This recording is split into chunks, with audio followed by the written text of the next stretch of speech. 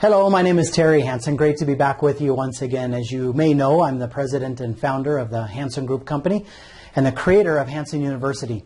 Today, during this short training video, I want to share with you some strategies that you can use, whether you're in sales or in customer service, or if you are a manager over those particular functions in the business, strategies that you can use to exceed the expectations of your customers.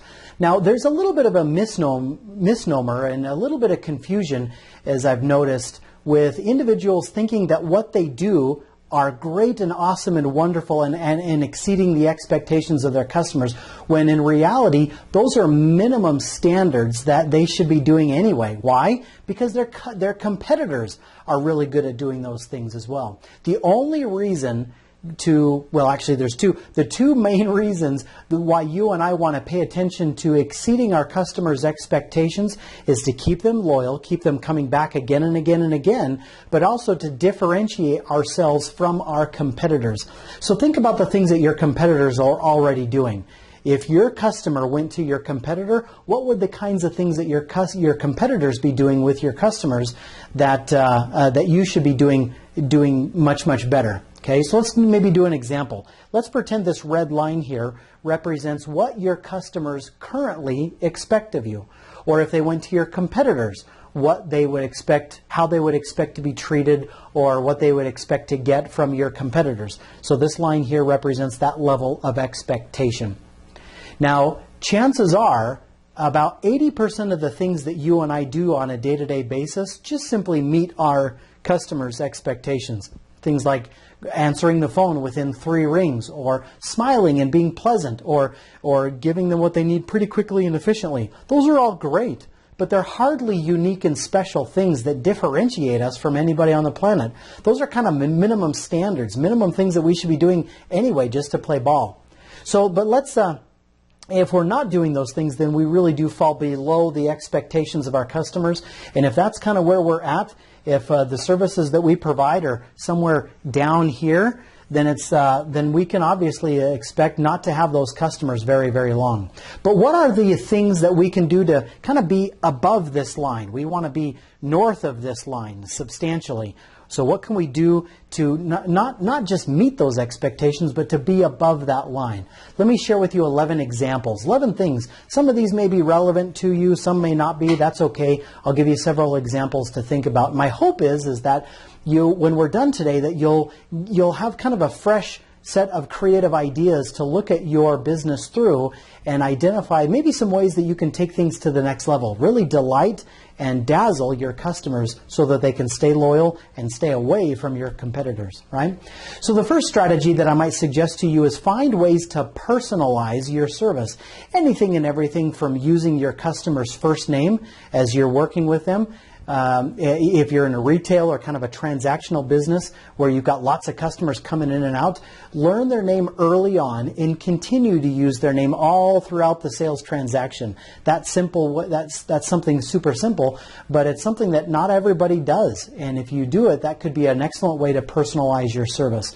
Also, figure out a way to understand your customers' preferences. What do they prefer? What do they just prefer that you do? Then customize your services to that preference. So find unique ways to personalize the service to them. Okay. Second tip or second strategy that you can use is do what they want you to do just quicker. Speed up your service. I had an experience a couple of weeks ago. I had an occasion to travel to Washington, D.C., and as I was on the National Mall there looking at some of the museums, got a little hungry, stopped by a refreshment stand there, and as I stepped up to order my chicken sandwich, as I kind of looked in, I noticed that it didn't look like they had a whole lot of people there. It didn't look like they had a whole lot of stuff happening, and I was concerned that it might take a lot longer than anticipated to get that sandwich and get that food for me. And I asked, how long would it take to have, get your number 3 or whatever, your chicken sandwich?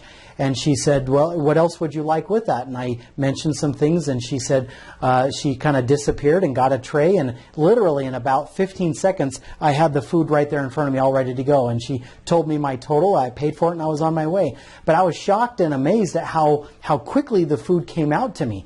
The food was very tasty and very good, but I was expecting something long just based on what I saw, and before I knew it, the food was right there in my hands. So figure out ways to get your stuff to your customers quicker than they expect of you. Okay. Another example, tip number 3 or strategy number 3 is add a little bit extra of what they're already expecting from you. Add a little bit extra, to them. Another maybe food example is I was at another restaurant ordering an ice cream sundae that had Butterfinger candy blended into it, and I mentioned how much I liked Butterfinger candy.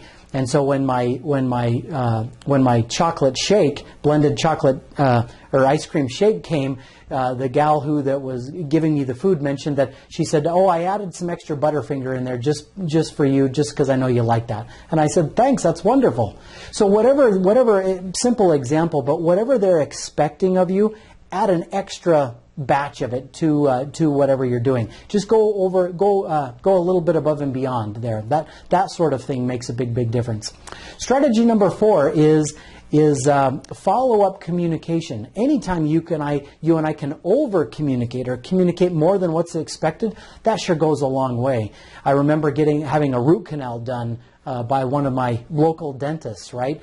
And after the procedure was done, I said goodbye, headed home, and long about 7 or 8 o'clock at night, I get a call on my cell phone. I pick up the phone, and who is it? It's the dentist. He says, "Hey, I was just on my way home, and I was thinking about you. I just thought I'd call to check in and see how you're doing. How's the pain? Any discomfort? Anything that I should be aware of?" I told him that things were going fine, but and we hung up the phone. But I really appreciated that follow-up communication. Anytime we can follow up with our customers on things that are our regular transactions or things that we're doing, checking in to see how things are going, makes a huge difference. Also, the frequency of communication. Instead of going long periods of time without talking with our customers, how can we break that up and increase the frequency of our communication? How can we make our communication a little bit more crystal clear so there's no misunderstandings, no miscommunications? Are there things that we can do to follow up in a written format? Can we follow our verbal conversations up with a written document summarizing what we've talked about? Again, so that there aren't any miscommunications or misunderstandings. So find ways to clarify and speed up and just improve the quality of communication. That can make a huge difference as well. Strategy number 5 is anticipate what your customers need from you and give it to them before they even ask. I remember a couple of weeks ago I was on an airplane with Delta Airlines, and as I was sitting in my seat, we were getting ready to land. We were descending and getting ready to land. One of the flight attendants approached, and she was going kind of seat by seat, row by row, and she had a tablet, an electronic device, and she was going through and talking to people about the gates that they needed to connect to for their next flight. She got to my seat and didn't even ask my name. Didn't even ask who I was or where I was going. And she said, "You're connecting to Salt Lake City, Utah, aren't you?" And I said, "Yes, I am." She says, "That'll be gate B7 or whatever." And I said, "That's wonderful, thank you." And I was so curious, "How do you know?" And then the thought occurred to me, she's got my seat number, she's already got my name, she's got everything already electronically set up. And I don't even need to know how she does it. Technology is doing it all for her. But I really appreciated the fact that she knew my needs before I did, and she serviced me in a great way before I even needed to ask. So that's an example of anticipating what your customers want, giving it to them before they even ask for it. So strategy number 6 that you can use is give your customers some unexpected, pleasant surprises.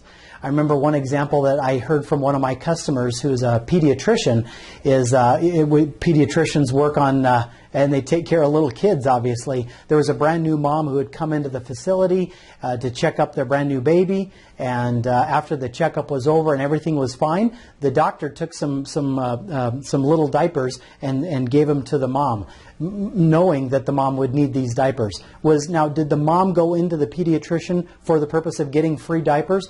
Absolutely not. Did the pediatrician know that those diapers would probably be something that the mom would want? Absolutely.